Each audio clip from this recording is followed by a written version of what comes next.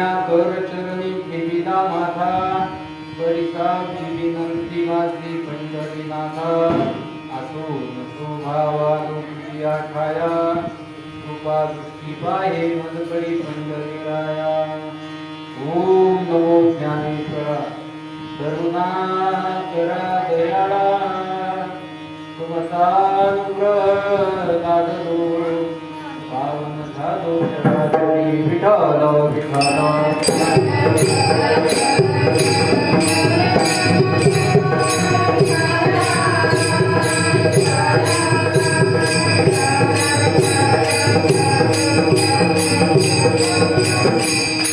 स्वानंद सुख निवासी जोग महाराज. जोग महाराजांचे प्रमुख 4 शिष्य, त्या 4 शिष्यापैकी प्रमुख असे शिष्य स्वानंद सुख निवासी वैकुंठवासी गुरुनाथ बंकट स्वामी महाराज. हे बंकट स्वामी महाराजांचे उत्तराधिकारी पट्टशिष्य गुरुनाथ गुरु सुदामदेव महाराज यांच्या पुण्यतिथी उत्सवानिमित्त समस्त भक्ती मंडळ आणि आजच्या सुदामबाबा पूजेची उत्सवाचे अन्नदाते श्री सुरेश मारुती वीर या सर्वांच्या आज्ञेनं आजची कीर्तन रूपी सेवा माझ्याकडे आहे. विठ्ठल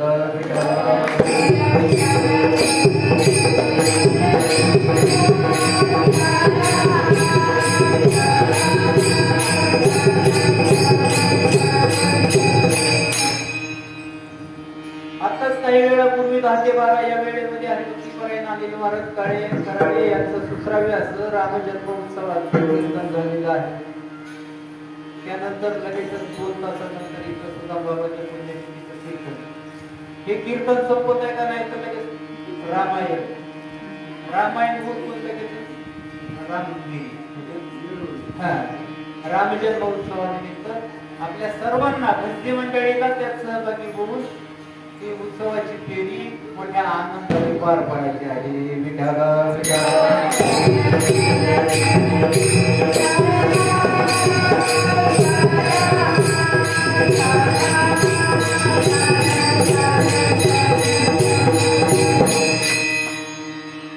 अभंग तुकाराम महाराजांचा आहे, 4 चरणाचा आहे आणि संतांचं वर्णन करणार.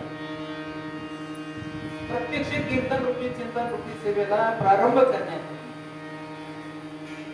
सांगायची ती गोष्ट अशी गुरुवर्य वैजनाथांचा नियम आहे. त्या नियमाप्रमाणे तुम्ही मुखाने त्या प्रभूचं नामस्मरण करा, हाताने टाळी वाजवा.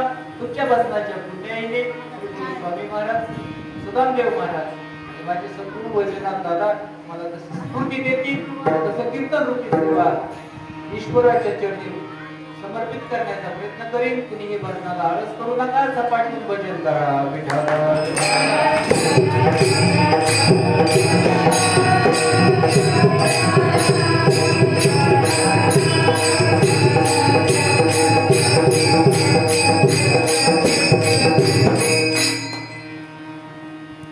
जन्म आणि मृत्यू.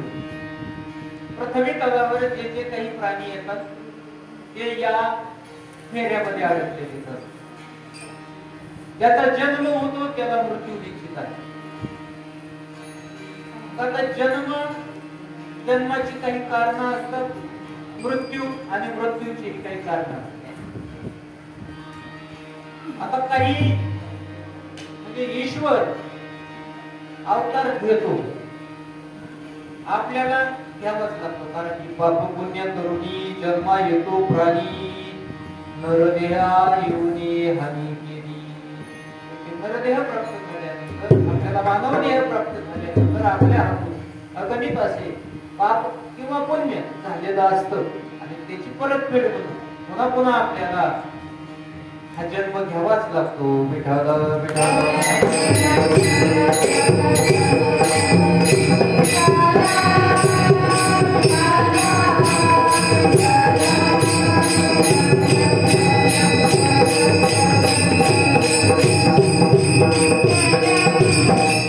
ईश्वरही अवतार घेतो. ईश्वराचे अवतार घेण्याचे कारण काय असते? यदा यदा हि धर्मस्य ग्लानिर्भवति भारत त्या त्या वेळेला धर्माची हानी होईल, धर्माची हानी होईल. हा धर्म संपुष्ट होण्याच्या मार्गावर येईल. त्या त्या वेळेला ईश्वर अवतार घेतो नवे नवे. आमचे ते काही साधू संत आहेत, ऋषी मुनी आहेत, ते त्या ईश्वराला साकडं घालतात आणि धर्म वाचवण्यासाठी, गायी ब्राह्मण यांचं रक्षण होण्यासाठी त्या ईश्वराला अवतार घ्यावाच लागतो.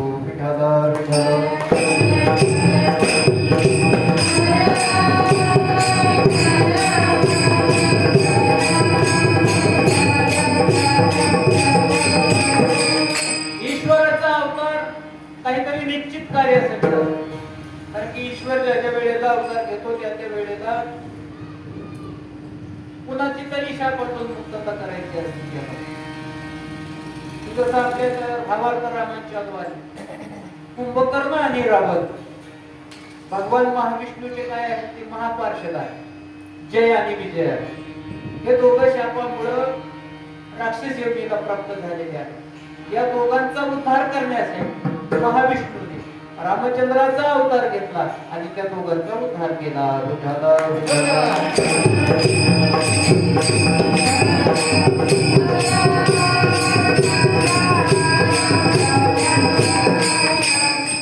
आणि असा या अवतारित ईश्वराला सहकार्य करण्यासाठी, त्याच्या अवताराच्या लीलेचा आनंद घेण्यासाठी आमचे हे साधू संत परम भक्त त्या ईश्वराबरोबर अवतरित होतात.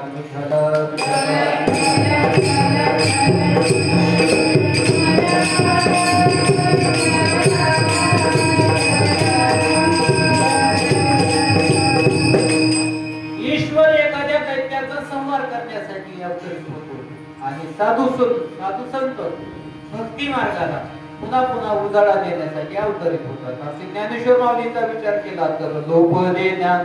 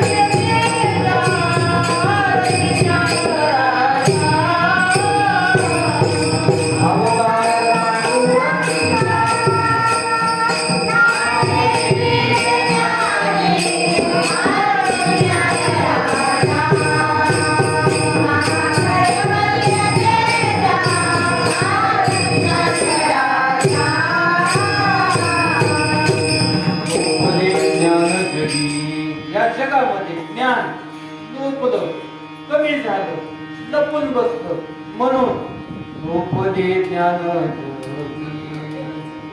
आणि दुसरं काय कारण आहे संतांचा अवतार घेण्याला? इतनेन ती कोणी, स्वहित काय आहे याचा कुणीही मानव विचार करायला तयार नाही. या दोन कारणासाठी, म्हणजे भक्तीचा मार्ग पुन्हा उधळून दाखवण्यासाठी आणि या मानव जीवाला याचं स्वहित कशात आहे हे सांगण्यासाठी संतांचा अवतार.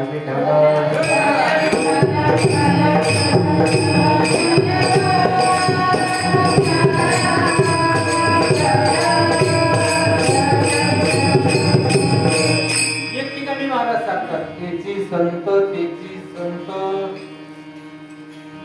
ज्यांचा देत किंवा तेची संत निमित्त त्या प्रतिमा. संत कसे असतात तर संतांचा पूर्णपणे हेत काय असतो, मनोरथ काय असतो, उद्देश काय असतो, तो भगवान परमात्मा एवढाच त्यांचा उद्देश असतो. नवे नवे एक ठिकाणी सांगतात की संत कोण असतात तर संत प्रत्यक्ष ईश्वरच असतात. तुला म्हणे सांगू किती त्याची भगवंताच्या मूर्ती. तेच भगवंत आहे, फक्त मानव रूपी देहाने येतात आणि मग मानव देहाच्या उद्धाराचं कार्य करतात. विठ्ठल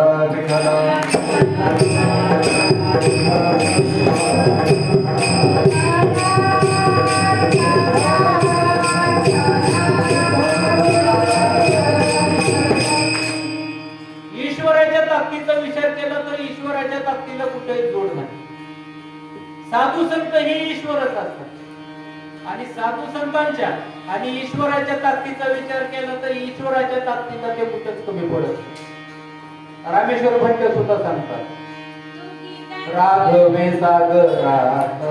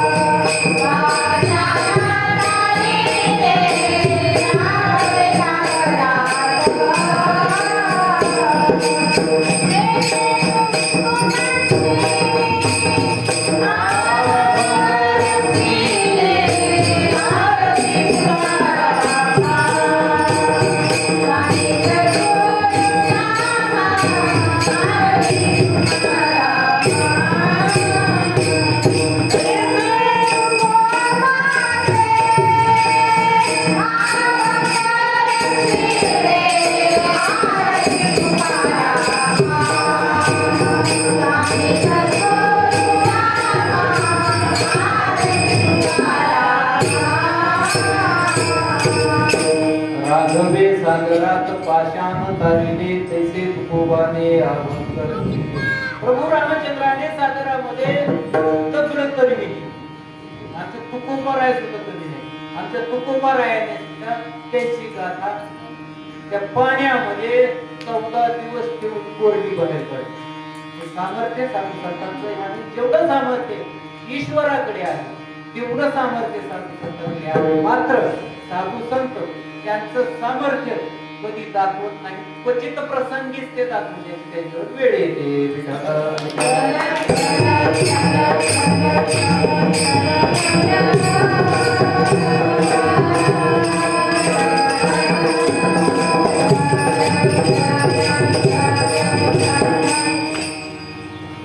कालच्या आपल्या महाभारत रामायणामध्ये प्रसंग आलेला होता. हा कुंभकर्ण या त्रिजगतामध्ये कोणत्याही देवतेला भेट नव्हतं. तेवढं सामर्थ्य होतं त्याच्यात. मात्र आमच्या हनुमंतराया साधू वेशामध्ये आहे, संत स्वरूपामध्ये आहेत हनुमंतराया. त्या हनुमंतराया जातात, त्याच्या पायाला जातात आणि गरगर गरगर गरगर फिरवतात. कुठं टाकू म्हणून विचार करावा तेवढ्यात बहुतेक आमच्या रामचंद्र प्रभूला काळजी पडलेली असावी, काळजी वाटत असावी की माझा भक्त कुंभकर्ण जय विजय पैकी विजय आहे तो, हा कुंभकर्ण कदाचित हा हनुमंत त्याला आता ठेवला नाही. म्हणून त्यांनी उगाच सहज त्या सुग्रीवाच्या पाठीवर थाप मारली आणि सुग्रीवाला वाटलं मलाच जाणून देत नाही म्हणून सुग्रीवाची जय श्रीराम म्हणून उठार मारलं. युद्धाच्या ठिकाणी गेले. हनुमंतरायामध्ये एका बरोबर दोघांनी युद्ध करून हनुमंतराया माघारी आले. म्हणजे हनुमंतरायाची ताकद साधी का? तेवढीच ताकद आहे जेवढी प्रभू रामचंद्राची. विठ्ठल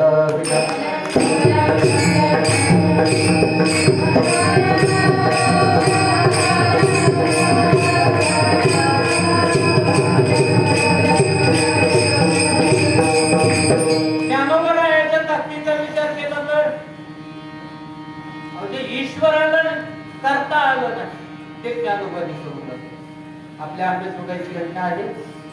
त्या वेळेला भगवान श्री महाविष्णू मुकुंदराज या नावाने आपल्या आंबेजोगाईला प्रगट झाले आणि तिथे जयपाल नावाचा राजा होता. त्या जयपाल राजाचा नियम होता की त्याला असं वाटत होतं की मला ब्रह्मज्ञान प्राप्त व्हावं म्हणून तो प्रत्येक साधूला धरायचा.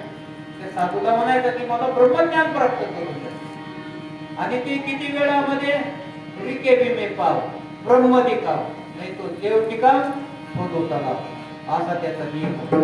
जर त्या रिकेबी मध्ये पाय ठेवायच्या आत जर तुम्ही मला ब्रह्मज्ञान दिलं तर ठीक, नाही दिलं तर टिकाव घ्यायचं, टिकाव खाण्याचं टिकाव आणि तळ खाण्यास सुरुवात करायची.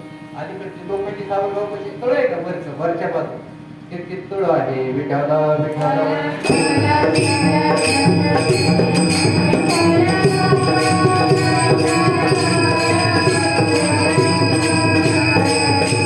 अनेक साधू संत अनेक म्हणजे साधू मुनी त्या ठिकाणी ते तळ खाण्याचं काम करत मुकुंदराज त्या ठिकाणी जातात.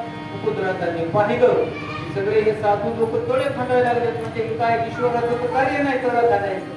जाऊन विचार करतात त्यावेळेला त्यांना माहिती मिळते असं असं आहे या ठिकाणचा भेद पाहिला आहे त्याला ब्रह्मज्ञानाची प्राप्ती हवी आहे आणि आमच्या ज्याने त्याला ब्रह्मज्ञान देता आलं नाही म्हणून आम्हाला काम करावं लागतं. त्यावेळेला मुकुंदराज म्हणतात ठीक आहे काय हरकत नाही म्हणजे या आता या झाडाखाली बसू मी प्रवचन करतो तुम्ही ऐका.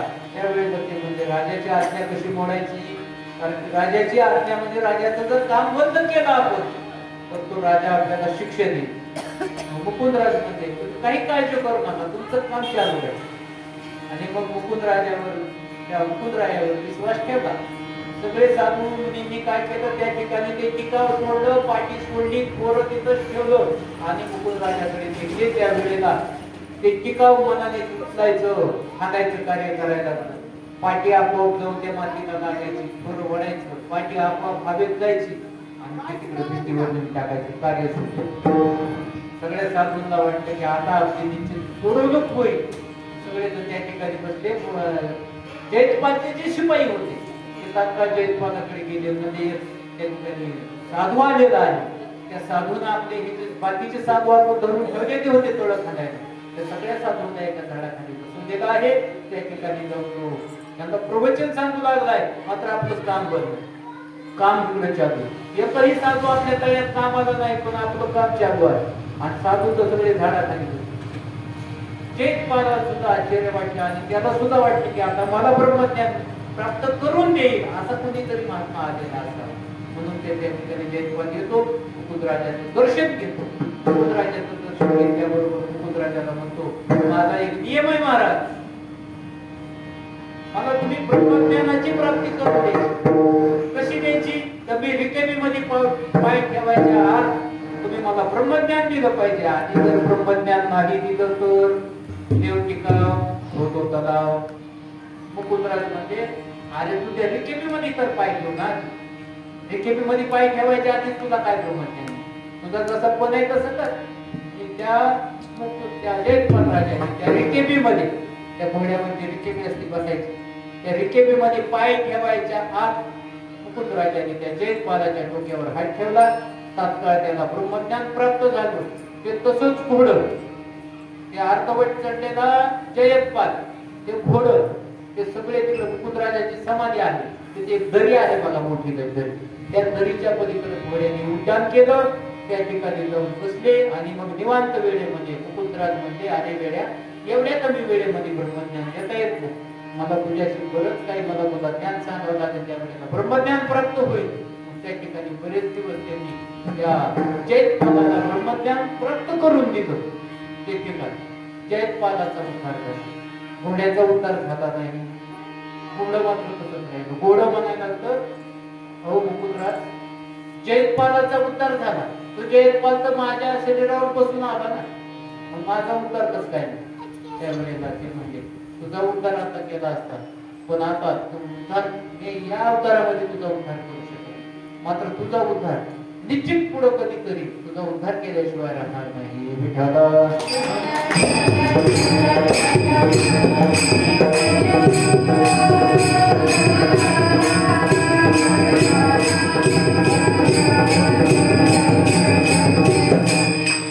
पुढे तू घ्या तोच घोडा रेडा झाला. रेड्याच्या स्वरूपामध्ये त्यानं अवतार घेतला त्या घोड्याने आणि पुन्हा त्या रेड्याच्या मुखातून ज्ञानोबा माऊलीने वेद बदलून घेतला. पण रेडा असल्यामुळं पुन्हा सुद्धा त्याचा उद्धार झाला नाही. विठ्ठला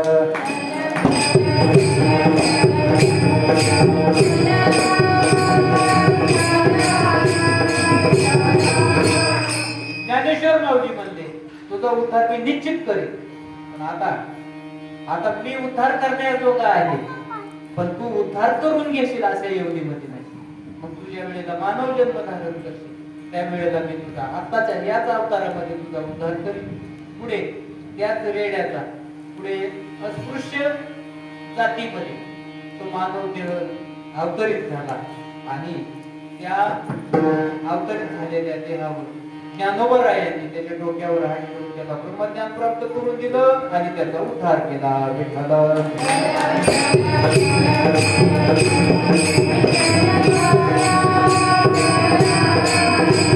मला सांगायचंय काय की साधू संतांचा अधिकार, साधू संतांची सत्ता ईश्वरा एवढी आहे. नवे नवे कदाचित ईश्वरापेक्षाही जास्त ते वापरू शकतात. अनेक उदाहरणं आहेत, आपल्याकडे वेळ कमी आहे, की ईश्वराने एखाद्या भक्ताला सांगावं मी तुझं हे काम करू शकत नाही. एखाद्या साधू संतांनी त्या भक्ताला सांगावं तुझं काम झाल्याशिवाय राहणार नाही. आणि ते ईश्वराने नाही म्हणलेलं काम पुन्हा करून द्यावं एवढा अधिकार साधू संतांचा.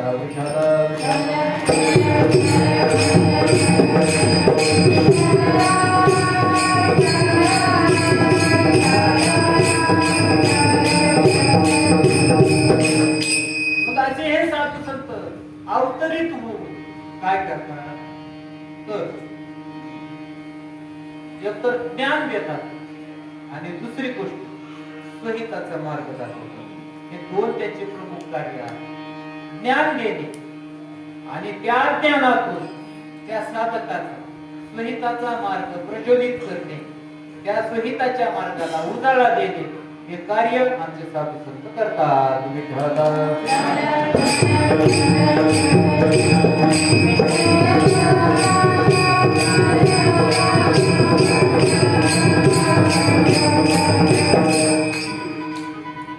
एक वेळेला साधू संतांनी आपल्याला ज्ञान करून दिलं, एखाद्या गोष्टीचं जर आपल्याला त्या साधू संतांच्या कृपेतून ज्ञान मिळालं की मग आपण म्हणतो माझ्यावर या संतांनी उपकार केला, या साधूचे माझ्यावर उपकार केला. पण इथं सगळं जग म्हणतंय की साधू संतांचे आमच्यावर उपकार आहे. मग असं नेमकं काय केलेलं असावं साधू संतांनी? तर गुरु या शब्दाचा जर विचार केला तर गुरुचे अनेक प्रकार आहेत. कानातून मंत्र देणे, फक्त एकाने एकालाच मंत्र देणे. कारण की निवृत्तीनाथापर्यंत अशी परंपरा होती. आदिनाथ गुरु सगळं सिद्धांता मचिंद्र दयाचा मुख्य शिष्य मचिंद्राने बोध गोरक्षाची केला. गोरक्ष वळला गहिनी प्रती गहिनी प्रसादे निवृत्ती दातार ज्ञानदेवासार तुझविले. एकाचा एक फक्त एका गुरुने एकाच शिष्याला उपदेश करायचा, अशी परंपरा होती. पुढे पुढे त्या परंपरेचं खंडन झालं आणि ज्ञानोबारायांनी काय केलं, वारकरी संप्रदायाला उघडा मंत्र दिला. तुम्ही रामकृष्ण हरी म्हणा, उघड मंत्र सांगून टाकला. तिथून पुढे ती परंपरा खंडित झाली. पण आता जर आपण विचार केला तर एखादा गुरु कानामध्ये काहीतरी मंत्र देतो आणि ते सांगतो ते दुसऱ्याला सांगू लागला. आज सांगितलं का तो मंत्र देतो आणि तो सांगतो की हा मंत्र दुसऱ्याला सांगतो. ह्याला बी ऐकू येतं का नाही पंचायत?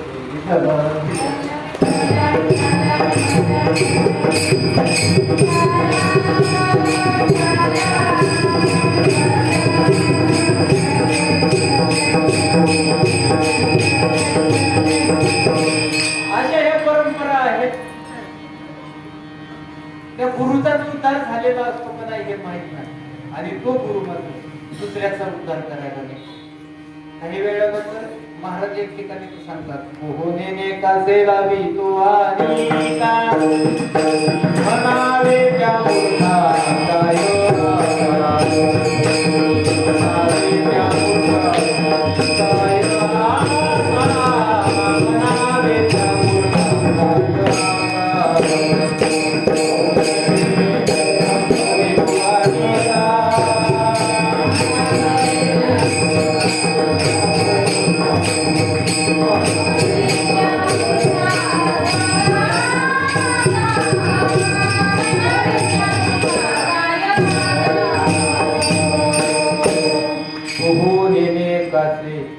लावी तू आणि का म्हणावे त्या मूर्खा काय आता पाहताच येत नाही, त्यालाच पाहता येत नाही आणि तो दुसऱ्याला म्हणतो ये ये ये मी आहे ये ये मी तुला काठाला घेऊन उडी मारतो. आता दोघांचे मुडदे काढायला किती वेळ लागेल? विठ्ठल विठ्ठल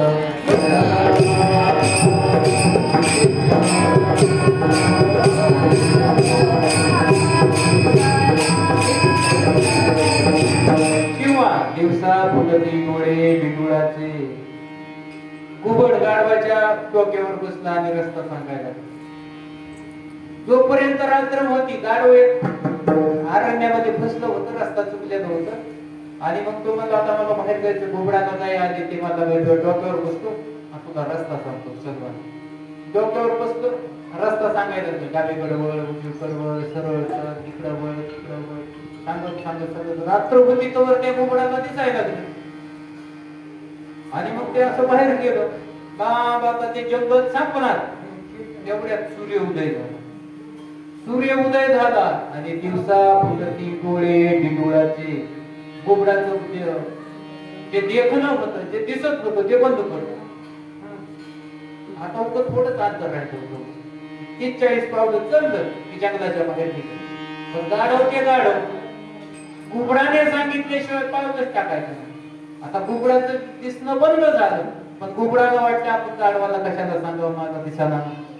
ते मात्र सांगतच काय डावीकडे वळ. गाढवाला सरळ रस्ता दिसतोय, ते म्हणते डावीकडे वळ. डावीकडे मोठी विहीर. या गाढवाला दिसतंय पण सवय लागलेली ऐकायची.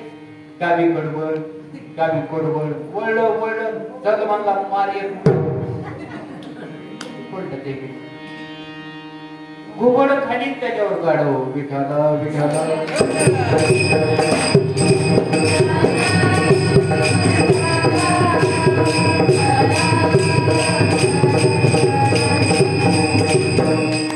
आमच्या साधू संतांनी ह्या मार्ग सगळं सपशेल बंद करून टाकला आणि उघडा मंत्र देऊन टाकला. रामकृष्ण हरी म्हणा, उघडा उघडा मंत्र सांगून टाकला. सगळे असे कानात मंत्र द्यायचे वगैरे सगळं काही बंद करून टाकलं. कानातल्या मंत्राने कधीच कुणी उद्धरून जात असं आतापर्यंत तर मी ऐकलेलं. कुणी ऐकलेलं असेल तुमच्यापैकी कुणी उद्धरून गेलेलं असेल तर मला काय माहिती. पण मी आतापर्यंत 44 वर्षाच्या आयुष्यामध्ये कानातल्या मंत्र्याने कुणाचा उद्धार झाला हे ऐकलं नाही. पण साधू संतांनी दाखवलेल्या मार्गाने जर आपण चाललो तर आपला उद्धार झाल्याशिवाय राहत नाही.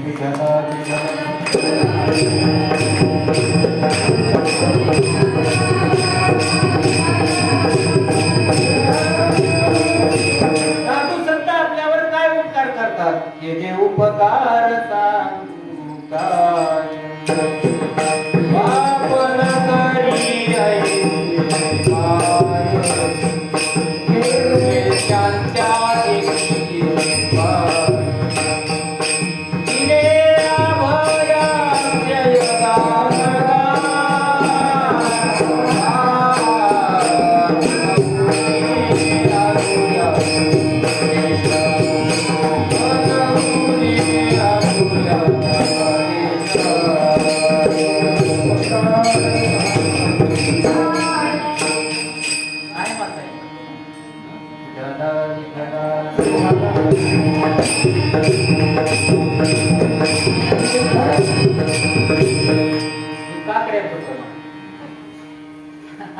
काकडाच माहित नाही. मी माझ्या लहानपणी कधी होतो, आता मला बी माहित नाही.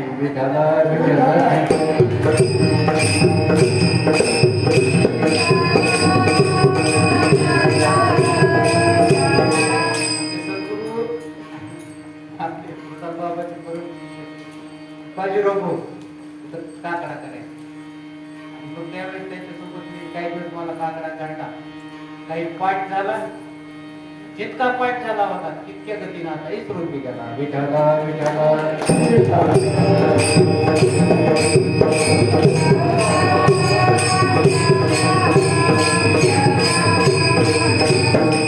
संत हे ज्ञान देतात आणि हित कशाने होईल याचं उद्बोधन करतात, उपदेश करतात. म्हणून आजचा हा अभंग जगद्गुरु तुकोबारायाचा सेवेसाठी निवडलेला आहे. आणि आजच्या या अभंग चिंतनासाठी निवडलेल्या अभंगाच्या प्रथम चरणातून जगद्गुरु तुकोबाराय सांगतात, काय सांगू आता संतांचे उपकार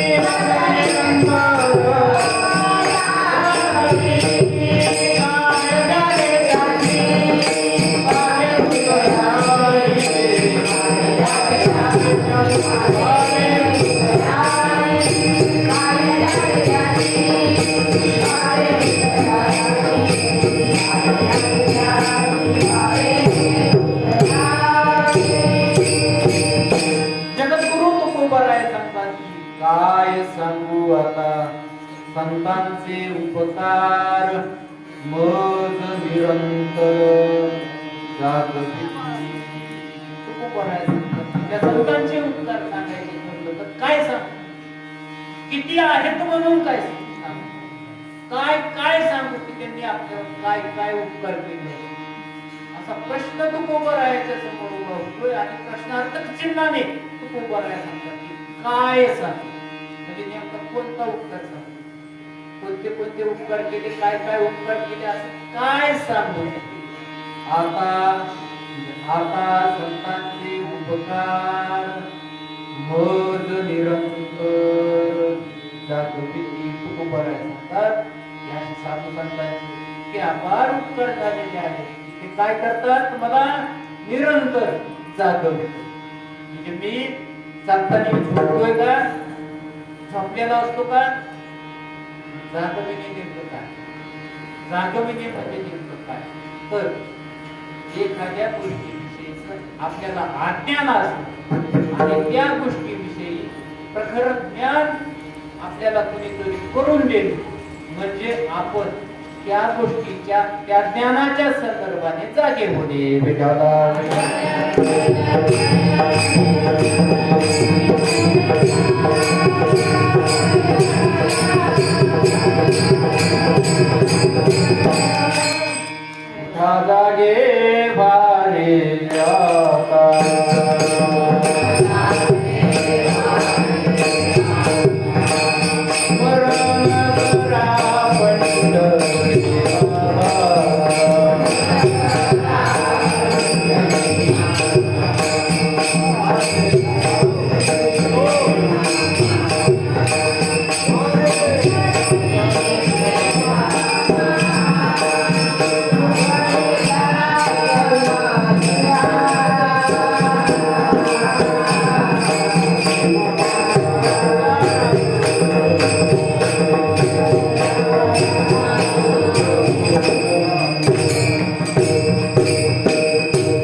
जागे भारे जाता म्हणजे झोपलेले नाही. स्वहिताच्या बाबतीमध्ये गेलेले आहेत, स्वहित काही मेहनत नाहीत. म्हणून साधू संत सांगतात की उठा जागे वारे आता. तुम्ही अंधकाराच्या दिशेने चाललेला आहात, उद्धार होण्याच्या ऐवजी तुम्ही अधपाताच्या मार्गाने निघालेला आहात. म्हणून साधू संत आपल्याला सांगतात की उठा जागे वारे आता.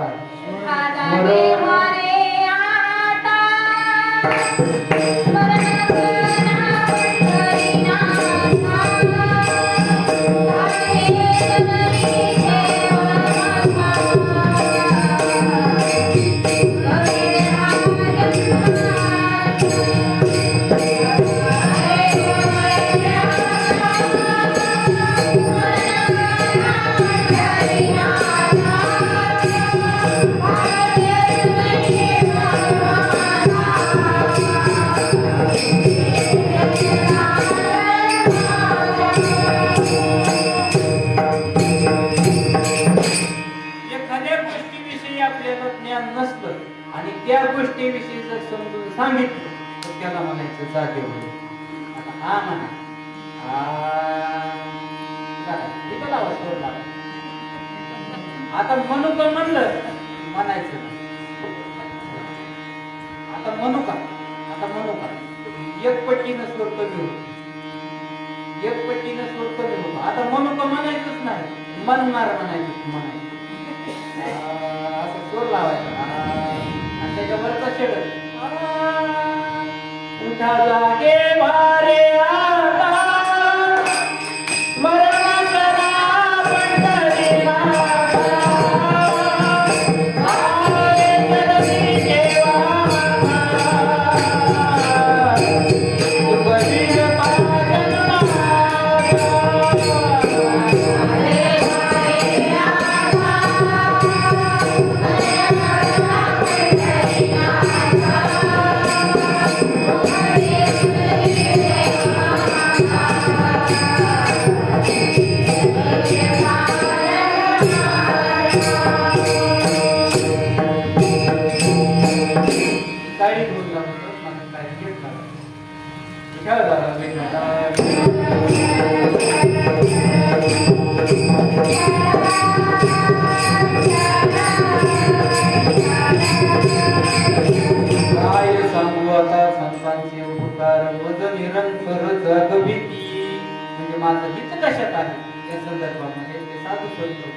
वारंवार अभंगाच्या माध्यमातून, गवळणीच्या माध्यमातून, भारुडाच्या माध्यमातून, भावार्थ रामायणाच्या माध्यमातून, शिवपुराण कथेच्या माध्यमातून, वेगवेगळ्या संत साहित्याच्या माध्यमातून आपल्याला जाग करतात.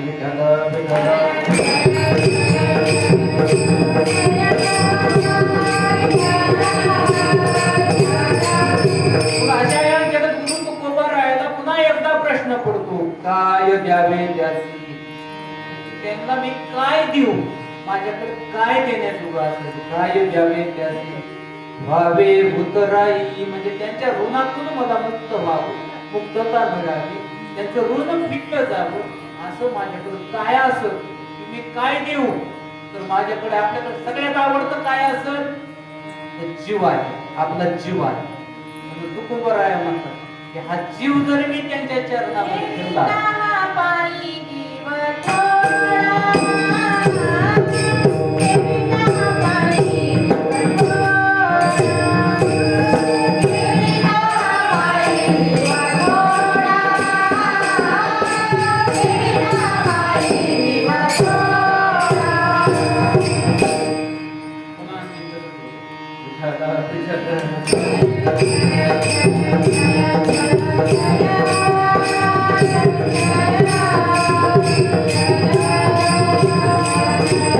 काय द्यावे त्याचे व्हावे उतराई, ठेवीता हा पायी जीव थोडा.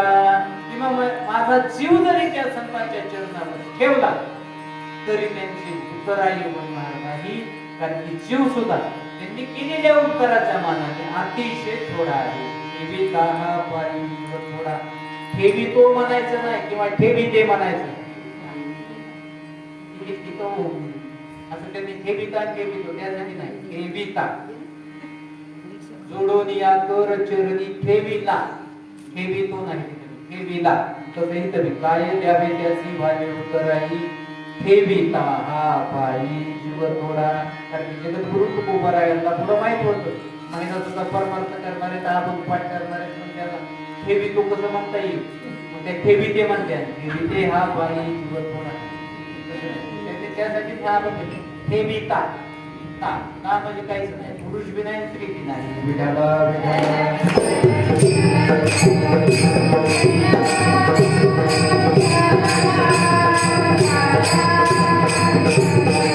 सहज बोलणे हित उपदेश करोनी सायास सिद्धविधी, असे साधू संत सहज बोलतात आणि सहज बोलण्यामधून त्यांच्या काय असतं तर हित असतो, काहीतरी उपदेश असतो.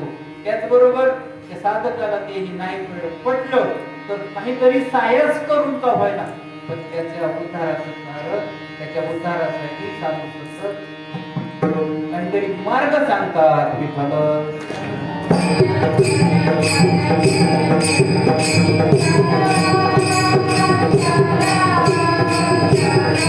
एवढ्यावरही समाधान नाही झालं तर जगद्गुरु तुकोबाराय सांगतात की आमचे साधू संत कसे आहेत तर तुका म्हणे वत्स हेतू बेचा चित्ती जसं एखाद्या गाई तिचं जे पाडस आहे तिचं जे वासरू आहे ते जितकं प्रिय असतं रानातही गेली तरी तिचं पूर्ण लक्ष तिच्या वासरावर असतं असं त्या नियमाप्रमाणे आमचे साधू संत जरी आपल्या जवळ असतील नसतील ते सध्या अवतरित असतील किंवा त्यांनी अवतार कार्य संपवून गेलेले असतील तरी सुद्धा ते आपल्यावर त्याच पद्धतीनं प्रेम करतात की जसं गाय एखादी तिच्या वासरावर प्रेम करते तैसे मद येते सांभाळीत विठोबा रघुबाई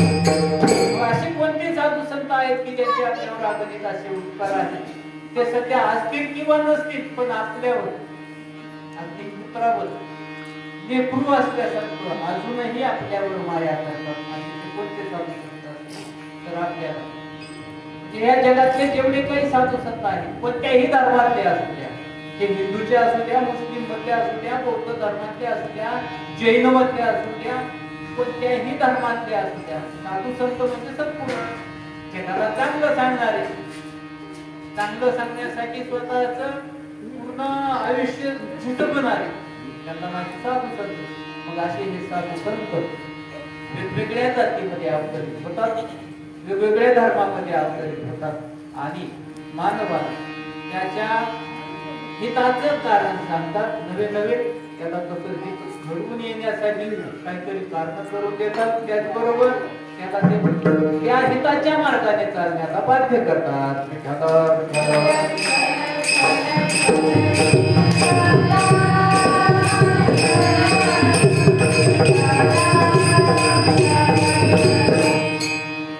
संत ज्ञानेश्वर माऊलींनी अवतार घेतला आणि नंतर शेवटी संजीवनी समाधी घेतली आजही विज्ञानाला कोड आहे काही लोक असं म्हणत होते विज्ञानवादी की ही समाधी आपण उकळतो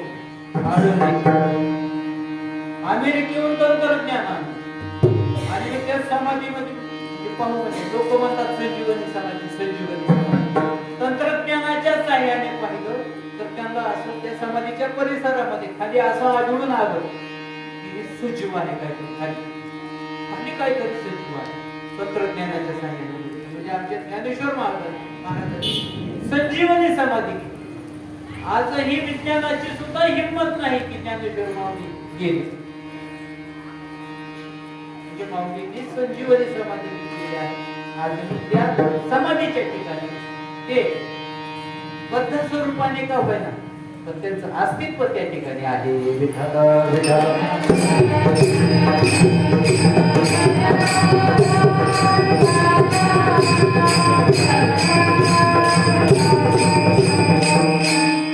जो साधक सिद्ध असत अशा साधकाला ते दृष्टांत करून देतात आपल्या सगळ्याला माहिती आहे पण त्यांच्या आपल्या नाथ महाराजांना स्वप्नामध्ये जाऊन सांगितलं की आजन वृक्षाची नळी कंठाची लागली आपले एकनाथ महाराज जातात आळंदीला आणि ज्ञानेश्वर माऊलीच्या समाधीचा शोध लावतात जर एकनाथ महाराज आळंदीला जात नाही तर आज आपण ज्ञानेश्वर माऊली म्हणून कुठे डोकं ठेवायची वेळ आली असती विठाला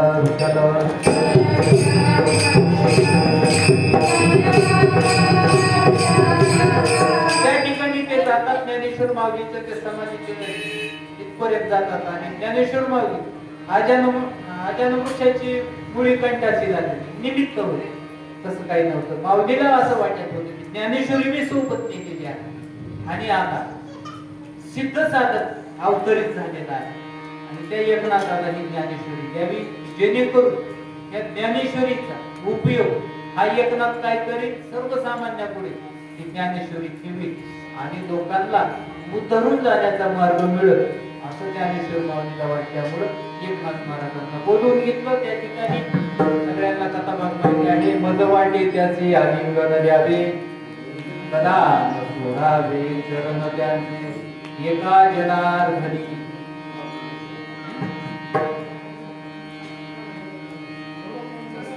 त्यांचा संग न व्हावा वियोग. विठ्ठल विठ्ठल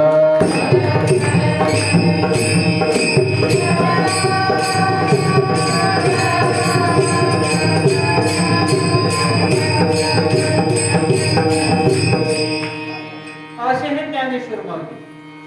ज्ञानेश्वर माऊलींची संजीवनी समाधी त्या ठिकाणी ते त्या समाधीमध्ये आजही सजीव अस्तित्वाने उपलब्ध आहेत. मात्र जो निष्काम भावनेने माऊलीची साधना करेल त्याला माऊली प्रसन्न झाल्याशिवाय राहत नाही. त्याचं साकडं पूर्ण केल्याशिवाय माऊली आनंद राहत नाही. अनेक साधकांना तशी दीक्षा त्या ठिकाणी मिळालेली आहे आणि यावर विश्वास ठेवून भास्करांच्या फळातील एक वारकरी विष्णुबुवा जोग यांनी त्यांच्या फळाचे काही नियम पटत नाहीत म्हणून ज्ञानेश्वर माऊलीच्या समाधी पुढे जाऊन अनुष्ठान केले. माऊलीच्या समाधीवर माळ ठेवली आणि ती उचलून स्वतः गळ्यात घातली आणि ज्ञानेश्वरांचे शिष्य म्हणून मिरवले. विठ्ठला विठ्ठला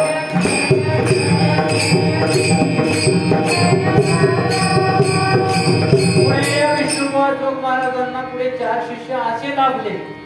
एका कडी त्यापैकी एक पंकज स्वामी महाराज. आणि पंकज स्वामी महाराजांनी काय केलं तर आपल्या गुरुच्या ज्या ज्या काही इच्छा असतील त्या सगळ्या इच्छा पूर्ण करण्यासाठी आपलं आयुष्य पूर्ण झिजवलं. जोग महाराजांची इच्छा होती की त्या आळंदीमध्ये एखादी वारकरी शिक्षण संस्था निर्माण व्हावी. जोग महाराजांची अशी इच्छा का होती तर जोग महाराजांच्या संपर्कात जाण्याच्या ऐवजी आधी पंकज स्वामी महाराज महाराष्ट्रामध्ये तिकडं जात होते आणि जिथं जातो तिथं एका दुसरा शिष्य तयार करत होते आणि त्याला या गावावरून दुसऱ्या गावाला नेऊन ठेवायचं. एखाद्या मोठ्या श्रीमंत व्यक्तीकडे त्याच्या पालन पोषणाची जबाबदारी द्यायची आणि त्याला सांगायचं गाथा पाठ कर, हरिपाठ पाठ कर, गीता पाठ कर, असं काहीतरी नियम लावून त्याच्यावर नियम ठेवायचा आणि पुन्हा पुढे जायचं. असं करत करत अनेक शिष्य पंकज स्वामींनी तयार केले. आता आपण जर पाहिलं तर प्रातस्मरणीय श्री गुरु भगवान बाबा वामनराव माऊलीचे वडील भीमाशंकरांना आपल्या जवळचे सुदामदेव महाराज आणि या महाराष्ट्रामध्ये जेवढे कीर्तनकार आहेत त्या प्रत्येक कीर्तनकाराचा जर गुरुचा विचार केला तर तो स्वामीचा शिष्य आहे. विठ्ठला विठ्ठला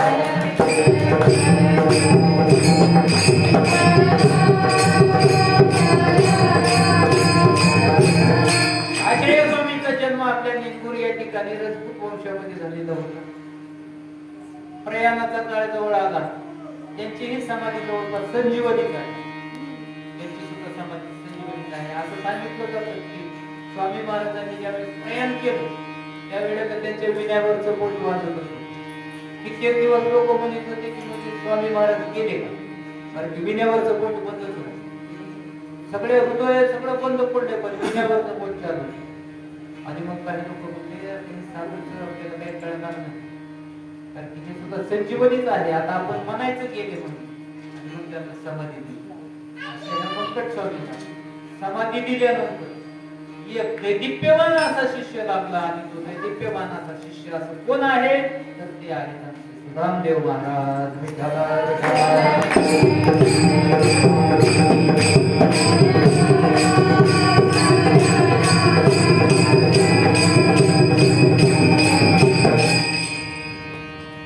सुदामदेव महाराजांचा जन्म नेमकुरचा. पण प्लेगच्या काळामध्ये त्यांचे आई वडील त्यांचे भाऊ बहीण सगळे गमावले गेले. फक्त एकटे सुद्धा बाबा शिल्लक राहिले. मग आता काय करावं म्हणून ते त्यांचे जे नातेवाईक होते येळंबला, नांदूरला, भूमला इकडं तिकडं राहू म्हणजे दिवस कसे तरी कंठावेत म्हणून इकडं तिकडं राहू नये. दिवस कंटाळू लागले. मात्र त्यांना अशा परिस्थितीमध्ये ईश्वर भक्ती त्यांच्या अंगात सज्ज. आपल्या इथं सुद्धा आपले दगडूमिया शेख म्हणून आहेत ना इथे आकाश टेलरचे वडील, ते त्यांचे परम मित्र एकदम जिगरी दोस्त दगडूमिया आणि सुदाम बाबा. ईश्वर भक्ती संचारली आणि ईश्वर भक्तीतून सुदाम बाबांनी ठरवलं की आता आपण काहीतरी केलं पाहिजे. ईश्वराच्या भक्तीचा तळा लागला आणि त्यातूनच त्यांनी नळवाडी काढली नाशिक जिल्ह्यामध्ये आणि त्या ठिकाणी नळवाडीला गेले आणि त्या ठिकाणी पाताळगंगा नावाचं संस्थान विकसित केलं.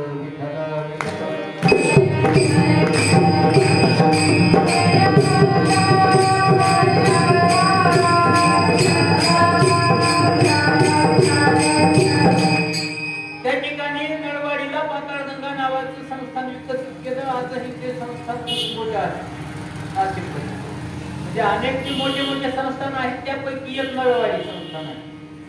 एवढं मोठं त्या ठिकाणचे जे मठाधिपती झालेले त्या सगळे जे भाविक असतील त्या ठिकाणी त्या सगळ्या भाविकांची जी काही इच्छा असेल त्या पूर्ण करावी. सुद्धा बाबा म्हणजे असं करायचं तसंच करावं भक्ती भावाने त्या सगळ्यांचा हे उत्तर. आजही तिथले लोक तरी नवीन आले बाबाच्या समाजात रडतात कारण की बाबाचे नळवाडीला सुद्धा एवढे उपकार आहेत, त्याचे एवढे शिष्य आहेत त्या नळवाडी. बाबाचं नुसतं नाव काढलं तर त्या लोकांच्या डोळ्यातून धारा लागतात. एवढे उपकार बाबांनी त्या नळवाडीमध्ये केलेले आहेत. इकडं स्वामींचं प्रयाण झालं. मग आता स्वामींच्या या गादीवर म्हणजे या मठामध्ये कोणाला बसवं कारण या ठिकाणी नव्हतं मठ तर त्याचा आडत दिला मठ. मग त्या मठाची व्यवस्था कोणाकडून करून त्याचा वारसदार कोण नेमावा अशा घटनेच्या होत्या. कारण की त्यांचे जे प्रमुख शिष्य होते त्यांनी सगळ्या वेगवेगळ्या मठावरती स्थित होते. आपले भगवान बाबाचा विचार केला तर ते नारायणगडाचे मठाधिपती होते. नारायणगडाचे मठाधिपती माझी मठाधिपती नारायणगडाचे बरं का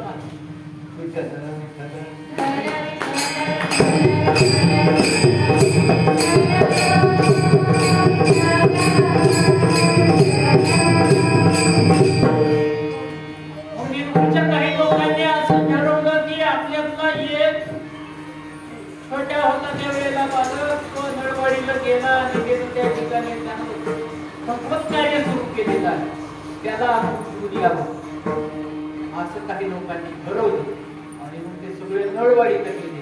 सुदाम बाबाची विनंती केली की आता तुम्ही चला तिथं चला आणि स्वामीचे वारसदार म्हणून त्यांचं कार्य पुढे चालवण्याचं कार्य तुम्ही करा अशी विनंती केली. एवढं मोठं उभं राहिलेलं संस्थान एवढ्या मोठ्या कष्टातून निर्माण केलेलं संस्थान क्षणार्धामध्ये बाबांनी सोडून दिलं आणि नेंगूरला आले.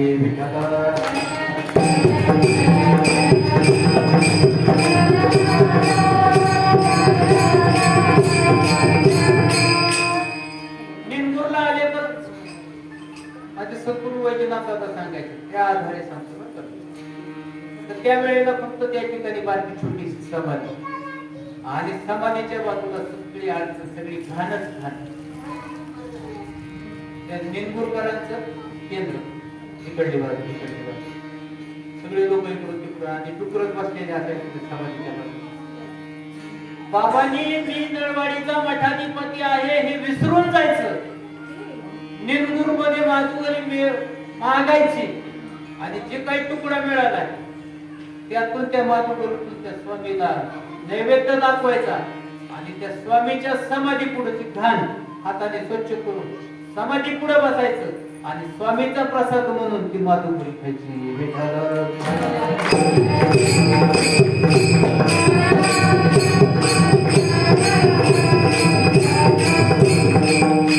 पुढे 4 पत्रे टाकले असं म्हणतात. 4 बेडी 4 पत्रे टाकले तेवढी जागा हळू हळू बघा. बाबांनी तिकडं शून्यातून विश्व निर्माण केलेलं ते विश्व तिकडं सोडून दिलं पुन्हा एका शून्यामध्ये आले. आणि आजचा जर विचार केला तर आपल्या बीड जिल्ह्यामध्ये साखरवाडीपेक्षा मोठे संस्थान एवढी मोठी जमीन आहे आपल्या संस्थानला.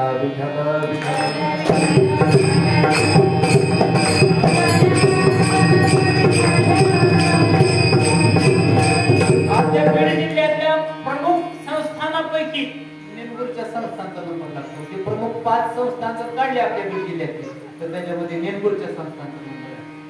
भरपूर अशी केली बाबांनी. सगळ्या परिसरामध्ये जायचं, भिक्षा मागायची, स्वामीला काहीतरी द्या, मुठभर पसाभर, जसं काय कुणी देत असं खट नट सगळ्या पडून हातगाण्या भांडून गोड बोलून कसं का व्हायला सगळं जमा करायचं. स्वतः बसून नेनगुरच्या बाजारामध्ये ज्वारी विकायची, धान्य विकायचं आणि ते पैशातून संस्थांचा विकास करायचं कार्य आमच्या सुदाम बाबांनी केलं. विठ्ठला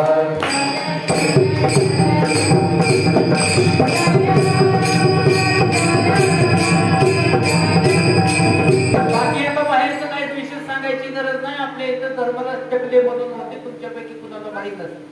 ते त्याचे अतिशय जवळचे नातेवाईक. अण्णा टकले, धर्मराज टकले, अण्णा जवळचे धर्मराज टकले असे. तर ते तिथं जायचे आणि दारातूनच हाक मारायचे. अण्णा बाहेर अण्णा नाही, तो 11 रुपये मी घेणार. 11 त्यांनी म्हणावं मधी या बाबा, मधी. बाबा म्हणायचे मी मधी येणार नाही, तू माझ्या जवळचा एकदम नातेवाईक आहेस म्हणून मी तुझ्या घरात पाय ठेवणार. कारण की माझ्या खिशात पैसे, मी जर तुझ्या घरात आलो तर लोक म्हणते बाबांनी खिशातले पैसे ह्याला दिले. तू मला दारातच आण.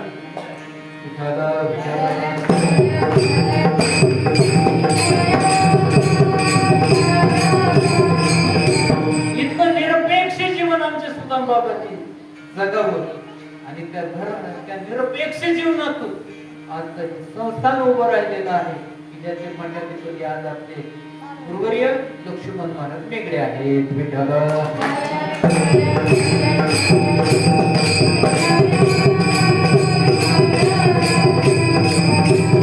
नांदूरला ज्या ज्या वेळेला यावं तेव्हा त्या वेळेला त्यांनी आपले जे आजचे अन्नदाते आहेत सुरेश बीर यांच्या घरी तिथं त्या आंघोळीचा कार्यक्रम, तिथं जाऊन आंघोळ करायची, तिथं देवपूजा करायची. ते मला आजही प्रसंग आठवतो की त्यांनी ते चादर टाकलेली असायची, त्या चादरीवर बाबा बसलेले असायचे, ती देवपूजा करायची. त्यांच्या बरोबर मी शेअर घेऊन मागायला फिरायचो. कशामुळे मी मागायला फिरायचो तर त्यांच्या बरोबर गेले की दूध मिळायचं प्यायला, चहा मिळायचा, लिपलेट मिळायचं, खायला बी मिळायचं.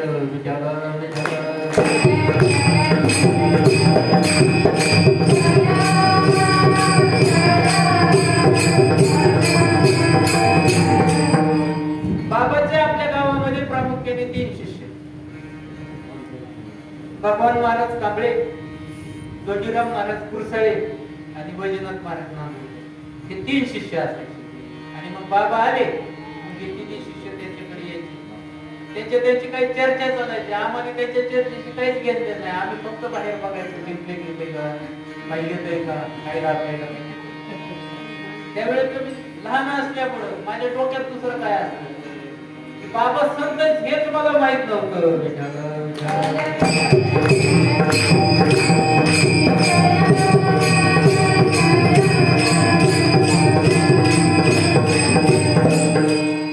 आता दुसऱ्याचे अनुभव सांगण्यापेक्षा मी माझा अनुभव सांगतो आणि आपल्या श्रीवेला विराम देऊ. एक वेळेला आमच्या सगळ्याला वाडा माहिती, माझा 30 वर्षाखालचा वाडा कसा सगळ्याला माहिती. घरात फुकुटा, दारात फुकुटा, कुठे बी फुकुटा, एवढा फुकुटा होता. चिंचेचं झाड, त्या फुकुट्यामध्ये चिंचाचं पानं.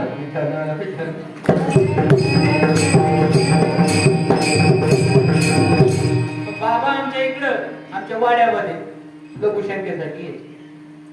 जवळच असायचं ना, ते पटकून यायचे. आणि मग ते एक वेळेला असंच आलेले असतात. मी घरी होतो, माझे वडील होते आणि त्यांनी मला सहज सांगितलं, माझ्या वडिलांनी म्हणजे बाबाची पाय धुवायला मी गेलो, पाण्याने खाली पाय धुतले. बाबाला म्हणजे बाबा थांबा म्हणजे, मला म्हणजे जा टावेला, टावेल बी आणणार मला म्हणजे पाय पुस. आणि पाय पुसता पुसता सहज बाबाच्या माझ्या डोक्यावर हात पडला. सहज मी खाली वागून पाय पुशीत होतो आणि त्याचा सहज डोक्यावर हात पडला. म्हणजे कल्याण होईल. त्यांच्या एका शब्दामुळे मी आज इथे विठ्ठल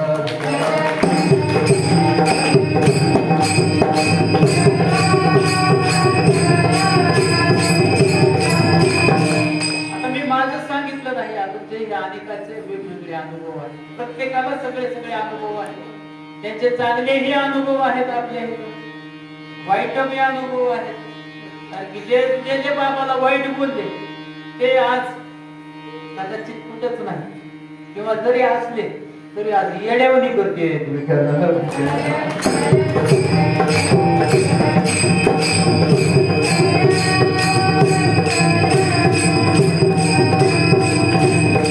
त्यामुळे चांगले झालेल्याचे नाव घेणे नको आणि वाईट झालेल्याचे नाव घेणे नको. सुदाम बाबा हे मी सांगतोय म्हणून साधू संत तुम्ही सगळ्यांनी बघितलेले. मी फक्त थोडस चरित्र वर्णन करण्याचा थोडासा प्रयत्न केलेला आहे. यापेक्षाही तुम्ही जे बसलेले आहात तुमच्या सगळ्यांना बाबाविषयी अधिक माहिती आहे. आणि अशी सुदाम बाबा पूर्ण 100 वर्षाचं आयुष्य जगले. आपल्या इथं त्याचा सत्कारही झालेला आहे. शताब्दी सोहळा आपल्या नांदूर मध्ये झाला. 100 वर्षाचं आयुष्य ब्रह्मचर्य साधूनी देह बांधियेला माया ममता मोह तुरी त्यागेला असे ज्याचे ध्यानी सदा भंकट स्वामी सुदाम देवा नमितो तुम्हारी. आणि मग त्यांनी ठरवलं की आता आपल्याला जायचं इहलोकीची यात्रा संपवायची. त्यांनी आधीच 5-6 वर्ष आधीच सांगितलं की मी जाणार तर रामनवमीला जाणार. सगळ्यांना माहिती होतं, ओझर तर सांगावं लागतं म्हणून सांगतो. रामनवमीला जाणार आधीच जाहीर केलं. मग आता रामनवमीला जाणार तर कष्टातून उभा केलेलं जे संस्थान होतं ते श्री गुरुला अर्पण करून टाकतो जायच्या. आणि मग आता श्री गुरुला अर्पण केलेल्या जागेमध्ये आपण आपला काय हक्क, आपल्याला श्री गुरुची जागा ही नको. या उद्देशाने बाबांनी आधीच सांगितलं 5-6 वर्ष, पण त्यांनी तयारी केली स्वतःची जाण्याची. आणि इकडं सगळ्याला माहिती तुम्हाला त्या SBI बँकेजवळ पाटील सुरेश पाटील त्यांच्याकडे त्यांनी विनंती केली आणि सुरेश पाटलांनी सुद्धा त्यांना ती जागा उपलब्ध करून दिली. त्या ठिकाणी स्वतःच्या समाधीत बाबांनी स्वतः बांधलं ते मंदिर, वरील राम मूर्ती बसवली आणि ते समाधी स्थळ तयार केलं. जाणाऱ्या येणाऱ्या साधकांना किंवा बाबा तिथं बसून दाखवायचं मी असा बसणार आहे, माटी घालून बसायची मी असा बसणार आणि रामनवमीलाच जाणार. कित्येकाला खोटं वाटायचं, खरं वाटत असते पण ते लोक बोलत नव्हते, पण बऱ्याच जणांना खोटं वाटायचं. आणि शेवटी 2002 सालाच्या रामनवमीच्या दिवशी लक्ष्मण महाराज आपले जे मेंगडे आहेत त्यांना कीर्तन करायला लावलं. रामनवमीचं कीर्तन केलं. बाबा इकडे त्या चिचाखाली तिथं आपण पालखी होतो त्या ठिकाणी तिथं ते कोण बसलेले होते. आणि मग त्यांनी विचारलं की झालं का, म्हणजे फुलं उजळले का, सगळं झालं का, म्हणजे असं विचारल्यावर मग बाबांनी आता दिलेला शब्द तो खरा करायचं ठरवलं. आणि मग म्हणजे आता झाला असेल ना, आता सगळ्या आनंदात राहता विचारतो.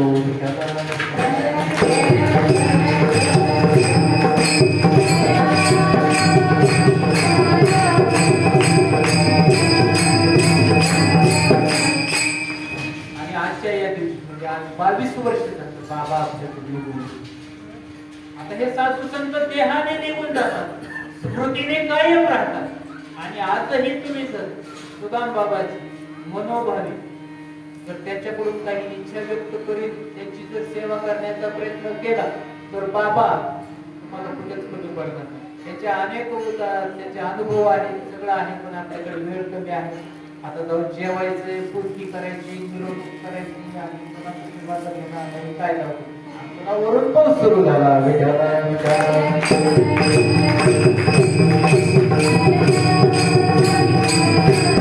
माझ्या या साधू संतांच्या उत्तरातून उतराई होण्यासाठी आपण आपला जीव जरी त्यांच्या चरणावर ठेवला तरी तो सुद्धा कमीच आहे. ज्ञानेश्वर